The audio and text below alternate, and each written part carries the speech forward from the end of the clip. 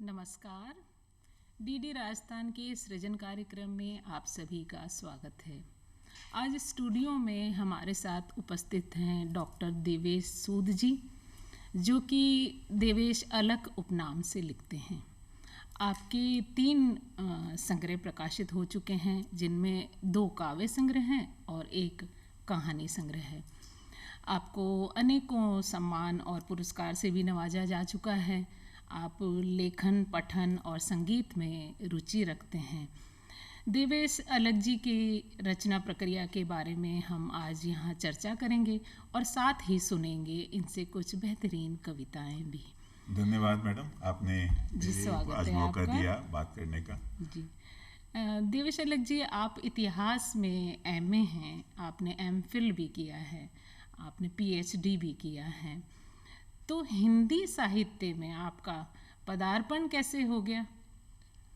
Madam, इसका श्रेय मैं अपने घर के परिवेश को देना चाहूँगा। जी जी। मेरे घर में मेरी माताजी को, ख़ास तौर पे मेरी बहनों को, मेरे पिताजी को, हमारे घर में शुरू से ही साहित्य का माहौल रहा और मैंने बचपन से देखा कि बहुत सारे साहित्यकारों पर, उनके रचनाओं पर बात होती थी, चर्चाएं होती थीं।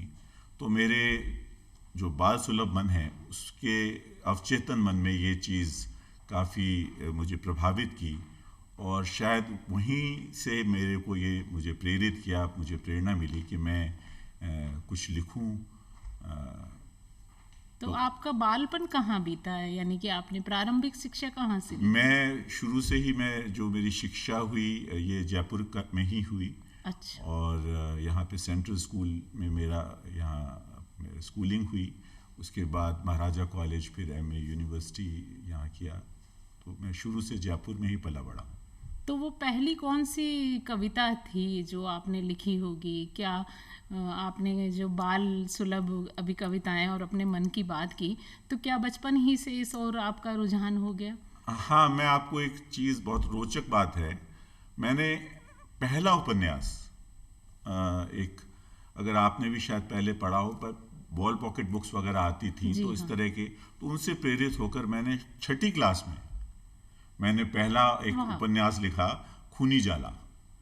और जो मेरा पहला व्यंग था वो बाल सुलभ नहीं होकर एक व्यंग था जो उस वक्त की राजनीतिक परिवेश पे था। तो शायद मैं 7th क्लास में हूँगा जब मैंने लिखा, और फिर इसी तरह सृजन की प्रक्रिया धीरे धीरे चलती रही, कुछ ना कुछ लिखते रहे। बड़ी आश्चर्य की ये बात है कि 7वीं कक्षा में आपने एक उपन्यास लिखा था। हालांकि मुझे जानकारी आप के परिचय से मिली है कि आपका पहला तो काव्य संग्रह प्रकाशित हुआ था, कुछ पल अपने पल। हाँ जी। तो इसका शीर्षक बड़ा रोचक है, कुछ पल अपने पल। तो इसके बारे में आप हमें बताइए। मैडम, ये जब मैं लिखने लगा तो मुझे लगता है कि कोई भी सृजनशील आदमी, व्यक्ति, लेखक, जब वो लिखता है तो वो जो पल होते हैं, वो पल उसको सबसे ज़्यादा खुशी, एक सबसे ज़्यादा एक सुकून देते हैं। जी। वो पल उसको ऐसा लगता है कि वो उसके अपने पल हैं, जहाँ वो उन कुछ ही पलों में जैसे पूरी जिंदगी जी लेता है। तो शायद ये जो मेरी जो भावना थी, जब मैं लिखता था अपनी कविताओं को, अपने विचारों को जब मैं कलमबद्ध करता था, तो मुझे लगा कि ये जो पल हैं मुझे सबसे ज़्यादा खुशी देते हैं। तो मैं अपनी काव्य संग्रह का शीर्षक भी कुछ पल अपने पल रखूँ। तो ये माना जाना चाहिए कि यकीनन यही होता है कि लेखक पहले तो कुछ अपनी डायरियों में अंकित करता है कविताएं, जिनमें बाल सुलभ कविताएं होती है, प्रकृति पर कुछ कविताएं होती हैं। आप लिखते गए, लेकिन ये प्रेरणा स्रोत आपके कौन बने जिन्होंने आपको ये इस ओर इशारा किया कि आपको अपना संग्रह छपवा लेना चाहिए? देखिए, मेरा जो पहली प्रेरणा स्रोत रही हैं और मेरी पहली श्रोता भी रही, वो मेरी माँ रही हैं। वो खुद भी लेखिका थी और मेरे नाना कोटा में राज दरबार में जज थे और वो राजकवि भी थे। अच्छा। हाँ, तो वो कहीं ना कहीं शायद परिवार में रहा।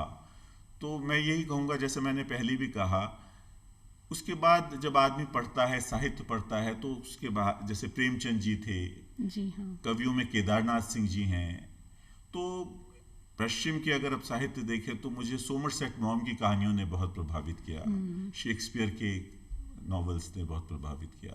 तो अलग अलग प्रेरणा स्रोत रहे और जिनको पढ़ा, जिनको पढ़ के अच्छा लगा। जी, बहुत अच्छा आपने ये शीर्षक रखा है, कुछ पल अपने पल। इसमें कुल कितनी कविताएं आपने संकलित की हैं? इसमें लगभग 60 कविताएं हैं। अच्छा, 60 कविताएं हैं। और इसमें से एक जो बहुत प्यारी सी कविता आप अभी पिछले समय गुनगुना रहे थे, हम वो दर्शकों को सुनवाना चाहेंगे। एक कविता आप सुनाइए। मैं बिल्कुल। देखिए, सर्दी का मौसम आ चुका है। जी हाँ। अब कवि जो है वो अपने तरीके से देखता है। मुझे जब भी मैं सर्दी की गुनगुनी धूप को देखता हूँ, मुझे वो ना जाने क्यों ऐसा लगता है जैसे सहमी सी एक बुजुर्ग सी एक महिला की तरह है। तो अब ये मेरे विचार हैं, मेरी कल्पनाएं हैं। तो उसी को मैंने कलमबद्ध किया, वो मैं आपके साथ साझा करता हूँ। आपने धूप को एक प्रतीक माना है, एक बुजुर्ग महिला का। हाँ, वाकई बहुत बेहतरीन होने वाली है ये कविता। जी, धन्यवाद। कविता का शीर्षक है बूढ़ी धूप। अच्छा। सर्द दोपहरी की ये धूप रोज ठिठुरती है बुढ़िया सी, मिलती है मुझको आंगन में कुछ उनींदी अलसाई सी। ठीक 4 बजे ठहर जाती है एक पुरानी टूटी कुर्सी पे, शायद बैसाखी है उसकी। फिर सामने की दीवार को सहारा बना संभल संभल के सरकती है कुछ सहमी सी, पर दहलीज पे पहुंचकर लड़खड़ा के असहाय होके गिर जाती है और फिर शाम के आगोश में कहीं खो जाती है। इंतजार है मुझे कभी तो शाम आने में कुछ देर करे, ताकि कुछ पल और जी ले ये बूढ़ी धूप। इसी उम्मीद से रोज बैठकर आंगन में मैं उस बूढ़ी धूप को तकता रहता हूँ। वाह, बहुत खूब कविता। धन्यवाद। आप जैसे काव्य लिखते हैं तो संवेदना ही प्रथम होती है, तब व्यक्त करने के लिए कविता लिखता है कोई भी लेखक जो है। या ये कह लें कि बच्चा जब सबसे पहले उसकी माँ बाप लोरी सुनाते हैं, अब तो पिता भी लोरी सुनाते हैं, तो उसमें ही एक कविता होती है। बिल्कुल। आपकी कविताओं में मैंने ये देखा कि प्रकृति है, विभिन्न विषय हैं, लेकिन आपको कौन सा विषय जो है सबसे रुचिकर लगता है, जिस पर आपकी कलम स्वतः ही चलने लगती है? मेरे को जो सबसे ज़्यादा जो मेरे दिल के, वैसे तो देखिए एक कवि के लिए पूछना वैसा ही है कि कौन सी ज़्यादा है कि एक पिता से पूछा जाए कि आपको कौन सा बच्चा प्यारा है। क्योंकि मैंने जैसे आपसे पहले भी निवेदन किया, बात की कि मैं विषय कोई भी आता है, जैसे आप भी सृजन के क्षेत्र में हैं, तो ये बात आप भी मानेंगी और इसको शायद ज़्यादा अच्छी तरह आप समझ सकेंगी कि कोई भी एक आइडिया, कोई भी एक विचार आया और उस पर आपने उसको कलमबद्ध किया, वो कुछ भी हो सकता है। और मुझे ऐसा लगता है कि शायद ऊपर वाले की कोई दया या नैसर्गिक कुछ ऐसी, मुझे लगता है कि वो एक भी बहुत ज़रूरी है, तभी कोई भी आदमी सृजन कर सकता है। जी बिल्कुल, एक छठी इंद्रिय तो होती ही है हर कलाकार, लेखक पर। तो ये तो हमें ये मानना पड़ेगा कि शायद कहीं कुछ ऊपर वाले की दया होती है या कुछ होता है, तभी वो कलमबद्ध हो पाता है। तो मुझे जो सबसे ज़्यादा बहुत पसंद है प्रकृति को देखना, उस पर लिखना, मानवीय संबंधों पे लिखना, प्रेम पे लिखना, व्यंग लिखना। तो मैंने कोशिश ये की कि जो भी विषय जो भी समसामयिक हो या जो उस वक्त प्रासंगिक लगे या कुछ ऐसा विचार आ जाए, तो उस पे मैं बस लिख लेता हूँ। तो जी सुनाइए फिर एक कविता आप अपनी। आप वैसे तो एक है कविता जो इसके जो मैंने कहा कुछ पल अपने पल, हाँ जी, तो उसी के उसमें मैंने मेरे इस कविता में मेरे जीवन का फलसफा भी है और मुझे अच्छी सी लगती है। अच्छा। क्योंकि अधिकांश लोग या तो भविष्य के बारे में चिंता करते हैं या अतीत के बारे में सोचते रहते हैं। तो मेरी ये जो कविता है ये है कि आज में जिए, आज इस पल को इसका भरपूर लुत्फ लें। तो मेरी कविता का शीर्षक है मैं हूँ सबसे पैसे वाला, मैं हर लम्हे को जीता हूँ। अच्छा। हाँ, हर पल मिलती छोटी छोटी खुशियों की माला पे रोता हूँ, मैं हूँ सबसे पैसे वाला, मैं हर लम्हे को जीता हूँ। बहुत खूब। दुनिया की इस आपाधापी में हर सुबह रोटी का रोल बनाकर भागते सब ऑफिस जाने की तैयारी में। मैं तो सर सुबह बालकनी में बैठकर अदरक की चाय का मजा चुस्की चुस्की लेता हूं। मैं हूं सबसे पैसे वाला, मैं हर लम्हे को जीता हूं। बहुत खूब। बदलता मौसम सुबह घूमते लोगों को बेचारगी से तकता है। मुझको भी तो महसूस करो, बस इतनी सी आशा करता है। पर अपने गुंताड़े बुनते लोग घूमने का तो जैसे फर्ज निभाते हैं और प्रकृति के कुछ सुंदर दृश्य इनसे अनदिखे रह जाते हैं। मेरी तो जैसे हर मौसम की धूप से पुरानी यारी है। क्षितिज पे फैले रंगों की छटा देखो आज कितनी अलग है, कितनी न्यारी है। वो छोटी सी गिलहरी मुझे रोज बाग में देख के भागने लगती है। आओ पकड़म पकड़ाई खेलें, जैसे ये फरमाइश करती है। इन मनोरम दृश्यों को मैं रोज अपने दिल में सीता हूं। मैं हूं सबसे पैसे वाला, मैं हर लम्हे को जीता हूं। बहुत खूब, बिल्कुल हकीकत बयानी इस कविता में है। और रोज़ जीना चाहिए हमें, हर पल जीना चाहिए। कुछ पल, अपने पल, आपकी कविता संग्रह का नाम भी है।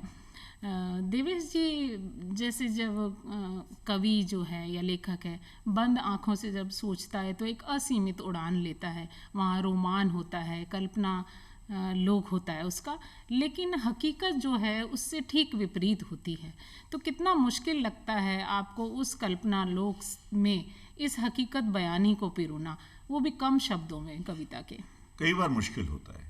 कई बार ऐसा होता है कि आदमी क्योंकि देखिए जब आदमी लिखता है तो कई बार वो रुमानी होता है, कई बार वो लेकिन कई बार ऐसा भी होता है जो कि एक कठोर यथार्थ को भी व्यक्त करता है जी। और अगर ज़रूरी नहीं है वो आपके साथ, तो वो आसपास भी हो सकता है।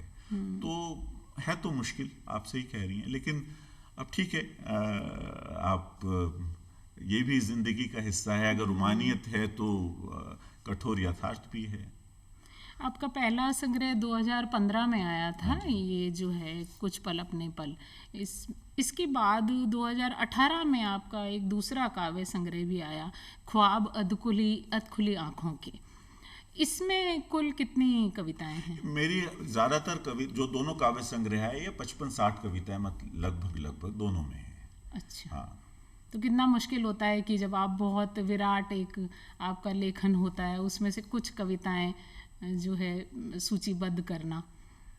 हाँ, दिक्कत तो है। एक बड़ा, क्योंकि जब भी किसी मंच पे जब कहा जाता है तो बड़ा मुश्किल होता है कि मैंने जैसे पहले भी आपसे अर्ज किया कि माँ बाप के लिए तो सभी बच्चे प्यारे होते हैं, लेकिन अब वही है कि कुछ सुनानी है तो फिर उसमें से, क्योंकि ये कहना तो आप भी माने कि कोई कहानी या कोई कविता कौन सी ज़्यादा है, सभी अच्छी हैं उस वक्त उस मौके पे जो लिखा गया, कहा गया। ये ख्वाब अधखुली आँखों के, इसमें से हम एक कविता अपने दर्शकों को सुनाना चाहेंगे।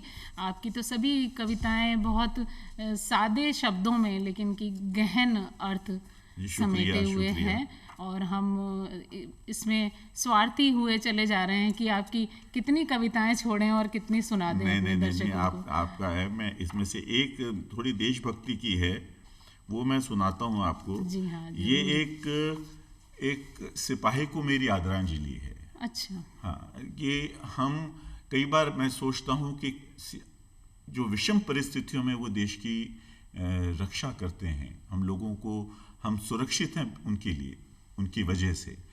तो मैंने यहाँ प्रकृति को लेते हुए ये कहा है कि कैसे प्रकृति भी उन लोगों को सैल्यूट करती है, उनको सम्मान करती है, सलाम करती है। जी। तो मेरी कविता का शीर्षक है सियाचिन, क्योंकि इससे ज़्यादा विषम परिस्थितियाँ और कहीं नहीं है। जी हाँ, स्वागत है। हाँ।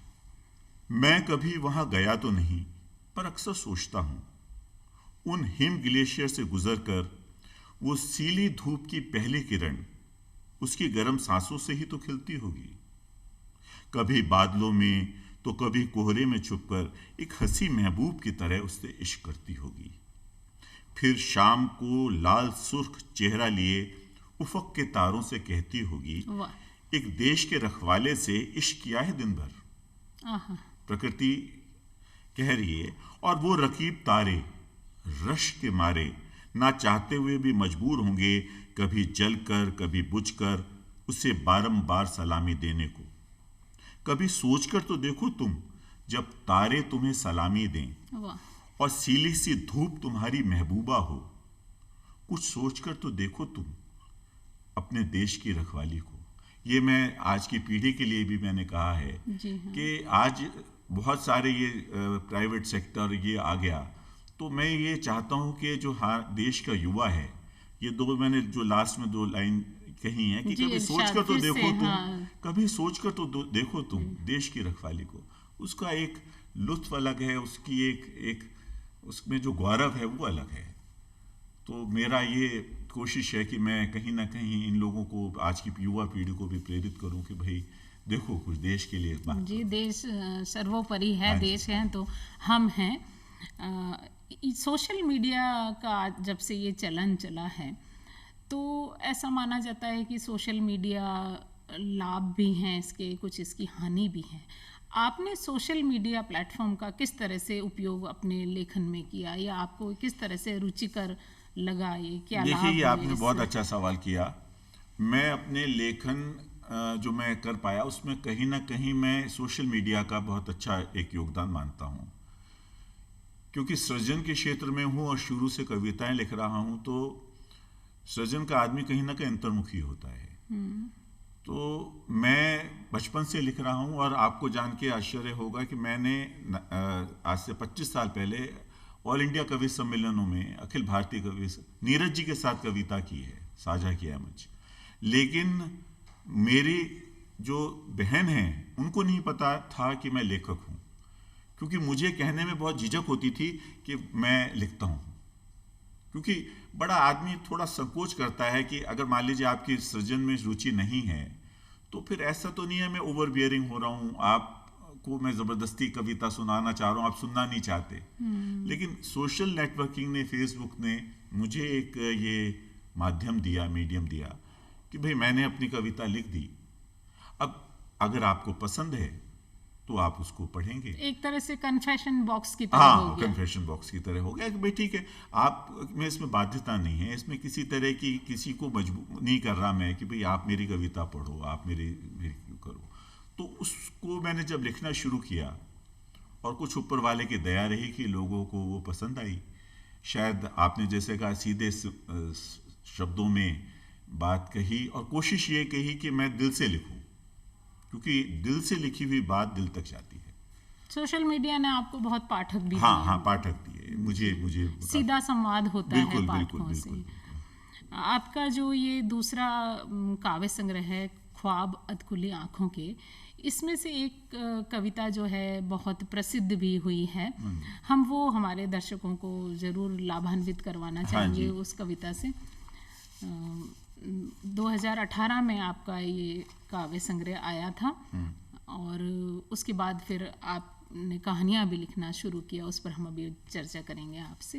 पहले एक कविता का, वैसे इसमें कुछ आनंद लेते कविताएं हैं। बहुत मतलब लोगों ने पसंद की, जी जी, पर एक कविता छोटी है इसलिए मैं सुना रहा हूँ। पहले एक और मैं सोच रहा था, और वो है कोरे लम्हे। कोरे लम्हे। कोरे लम्हे मेरा, जैसे मैंने पहले भी कहा, मेरी विचार यही है कि आज में जिए। तो ज़्यादातर लोग क्या करते हैं कि वो अपना भविष्य जानने के लिए इच्छुक रहते हैं, लोगों के पास जाते हैं कोई कि भाई हमारा भविष्य क्या है वो बताइए। तो मैं कहता हूँ छोड़िए ना, आप आज में जिए। तो मैंने लिखा है कि आने वाले इन सफ़ेद कोरे लम्हों पर जिंदगी को ही लिखने तो अपनी इबारत, क्यों नजूमी से पूछकर इन लम्हों में सिलवटें डालते हो। नजूमी मतलब जो भविष्यवक्ता, जी। कोई ज्योतिषी भी हो सकते हैं। क्यों नजूमी से पूछकर इन लम्हों में सिलवटें डालते हो, बिना सिलवटों के कोरे लम्हों, आओ तुम्हें ओढ़ कर जी लूं जिंदगी। वाह। फिर लिखूंगा इबारत उन पर, जिंदगी भी रश करके बरबस क्या उठे, वाह अलख तुम भी क्या जिंदगी गुजारते हो। बहुत खूब। आपका ये जो तखल्लुस है अलख, अभी आपने कहा वाह अलख, तो इसके बारे में आप कुछ बताइए कि ये कैसे आपने रखा होगा।